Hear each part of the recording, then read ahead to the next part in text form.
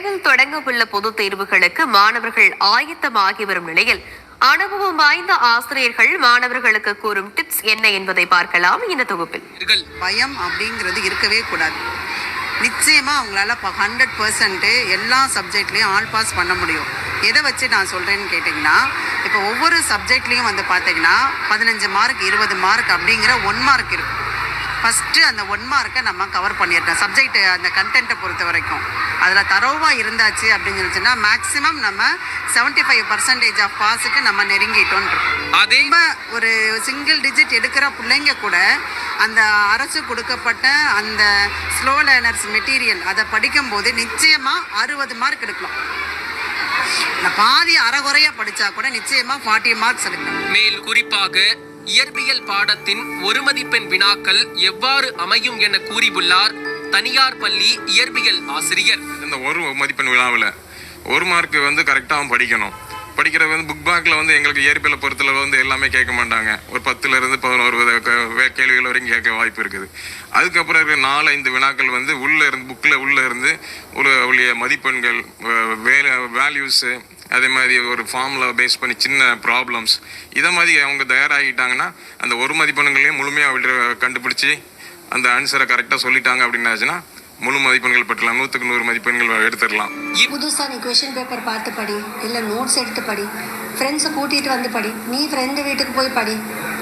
அவங்க எப்படி படிச்சுட்டு இருந்தாங்களோ நீங்கள் அப்படியே விட்டுடுங்க. புதுசாக எதுவுமே ட்ரை பண்ணாதீங்க. இந்த மார்க்குக்கு நீங்கள் அவ்வளோ வெயிட்டேஜ் கொடுக்க வேணாம். மார்க் ரொம்ப முக்கியம் தான், நான் இல்லைன்னு சொல்லலை. பட் இதுவே அவங்களோட லைஃபோட எண்டோ கண்டிப்பாக கிடையாது. ஸோ இந்த வீடியோவில் வந்து பார்த்திங்கன்னா மினிமம் பாஸ் ஆகக்கூடிய ஸ்டூடெண்ட்ஸுக்கு வந்து எப்படி பாஸ் ஆகணும் அப்படின்னு மெத்தடை வந்து சொல்லி கொடுத்துருக்காங்க. குறிப்பாக எல்லா பாடத்துலையுமே 1 மார்க்ஸை வந்து தரவு பண்ணியிருக்கணும். நான் புக் பேக் 1 மார்க்ஸை படித்தாலே போதும். அதுலேயுமே மிக முக்கியமான 1 வேர்டை மட்டும் படிக்கக்கூடாது. ஓகேங்களா? ரெண்டாவது 2 மார்க் 3 மார்க் 5 மார்க்ஸை பொறுத்தளவுக்கு புக் பேக்கில் மிக முக்கியமான பப்ளிக் எக்ஸாமுக்கு ரிப்பீட் ஆகக்கூடிய கொஷினை மட்டும் படித்தாலே போதும், நீங்கள் உறுதியாக பாஸ் ஆகலாம். அதே மாதிரி ஒவ்வொரு சப்ஜெக்ட்டுக்குமே கவர்மெண்ட் சைடில் வந்து மினிமம் மெட்டீரியல் வந்து கொடுத்துருக்காங்க. அதை நீங்கள் தயவுசெய்து நல்லபடியாக ரீட் அவுட் பண்ணுங்கள். அண்ட் அதில் ஆன்சர்ஸ் எல்லாமே சார்ட் அவுட் பண்ணி கொடுத்துருப்பாங்க. ஸோ நீங்கள் வந்து 40லேருந்து 50 மார்க்ஸ் வந்து ஈஸியாக வந்து கெயின் பண்ணிடலாம். இன்கேஸ் நீங்கள் டாப்பர்ஸாக இருக்கும்போது உங்களுடைய மார்க்ஸ் எதில் போகும்னா 1 மார்க்ஸ் தான். ஒவ்வொரு சப்ஜெக்ட்டுக்குமே வந்து பார்த்திங்கன்னா ஒரு 11th and 12th மெயின் சப்ஜெக்ட்டுக்கு ப்ராக்டிக்கல் உள்ள பாடங்களுக்கு 15 1 மார்க்ஸ் இருக்குது. மினிமம் 10 மட்டும்தான் உங்களுக்கு புக் பேக்கில் கேட்பாங்க. ரிமைனிங் 5 வந்து புக்கில் தான் கேட்பாங்க. இப்போ மேக்ஸு, ஃபிசிக்ஸு, கெமிஸ்ட்ரியாக இருந்தால் ப்ராப்ளம் ஓரியன்டாக தான் கண்டிப்பாக வந்து கேட்க போகிறாங்க. கிரியேட்டிவாகவும் கேட்கலாம், புக்கினும் கேட்கலாம். ஸோ நல்லபடியாக நீங்கள் என்ன செய்யணும், பாடங்களை முழுமையாக புரிஞ்சு படித்தால் மட்டுமே தான் அந்த 1 மார்க்ஸில் வந்து மதிப்பெண் தவற விடாமல் ஆன்சர் பண்ண முடியும்.